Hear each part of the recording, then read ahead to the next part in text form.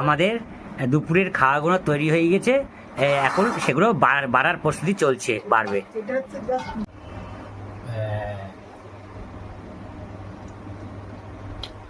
Heavy জলটা, দারুণ দারুণ।